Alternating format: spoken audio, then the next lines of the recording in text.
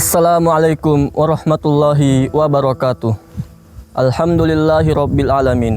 Wassalatu wassalamu ala ashrafil anbiya'i wal mursalin wa ala alihi wa sahbihi ajma'in. Amma ba'd. Allahumma innaka afuwun tuhibbul afwa fa'fu anna ya karim. Allahumma salli ala sayyidina Muhammad wa ala ali sayyidina Muhammad. Pemirsa yang dirahmati oleh Allah Subhanahu wa Ta'ala, suatu ketika didatangi oleh seseorang yang menceritakan keburukan Sayyidina Ali. Seakan-akan Sayyidina Ali tidak bertanggung jawab, tidak mencari pertanggungjawaban, dan tidak menangkap orang yang bertanggung jawab yang membunuh Sayyidina Utsman. Akhirnya terjadilah perselisihan antara Sayyidina Aisyah dan Sayyidina Utsman. Di dalam Islam disebut Waqatul Jam'ah, yaitu perang pertama, dua perang pertama yang terjadi dalam Islam. Di situ ada ghibah, di situ ada cerita keburukan-keburukan seseorang yang bisa membahayakan terjadinya perselisihan dan pertumpahan darah. Pada masa selanjutnya telah terjadi banyak sekali ulama-ulama yang telah kita dengar. Tidak sedikit para ulama ini menyampaikan penilaian baik kepada ulama lain karena dia mendengar suatu kabar tentang ulama itu kepada orang tidak benar. Pada masa sekarang ini, kita tarik ke konteks kekinian, kita tarik ke zaman sekarang, bahwa orang-orang di sekitar kita, keluarga kita, sahabat kita, bahwa rasanya pelajaran hidup itu lebih dari cukup, bahwa seringkali persaudaraan itu rusak karena ghibah, silaturahmi putus karena ghibah, dan suatu kelompok bisa rusak dikarenakan kelompok lain melakukan ghibah. Maka mari kita mengingat pesan Rasulullah ketika beliau ditanya, apa itu ghibah? Lalu Rasulullah menjawab, ghibah adalah zikru akhaka bima yakro, yaitu menceritakan tentang sesuatu saudaramu yang kemudian kalau dia dengar dia tidak suka.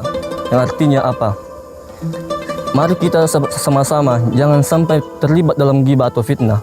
Karena ghibah itu seperti satu anak tangga, bukan satu anak tangga naik ke atas yang menuju kepada keridhaan Allah, melainkan satu anak tangga yang turun ke bawah kepada kemurkaan Allah Subhanahu wa Ta'ala. Lalu bagaimana pesan para ulama? Yang pertama, bagaimana buruknya itu ghibah?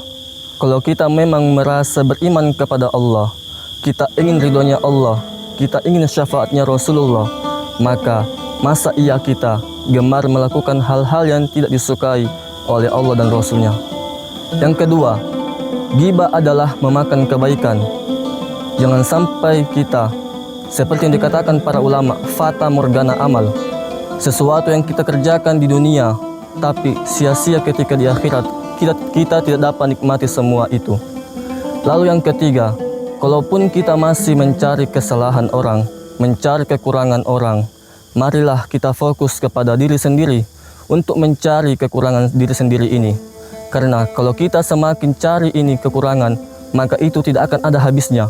Lalu kalau kita mau hidup di umur yang tenang ini, seperti kata Imam Ghazali, yang artinya adalah, kalau kita mau hidup yang beruntung, maka kita harus fokus mencari kekurangan kita untuk menjadi lebih baik. Kemudian yang terakhir adalah pesan Rasulullah yang pamungkas, bahwasanya di dalam hadis dikatakan, man kana yu'minu billahi wal yaumil akhir falyakul khairan aw liyasmut. Barang siapa yang beriman kepada Allah dan hari akhir, maka hendaklah ia berkata baik. Falyakul khairan, berkata baik, aw liyasmut, atau diam. Jadi kesimpulannya adalah bahwa di momentum Ramadan ini, mari kita jadikan sebagai latihan untuk menghindari segala aktivitas-aktivitas buruk, sehingga di suatu saat nanti ketika Ramadan telah berlalu, kita semua telah terjaga atau terlatih sebelumnya pada Ramadan itu. Barakallah. Summa assalamualaikum warahmatullahi wabarakatuh.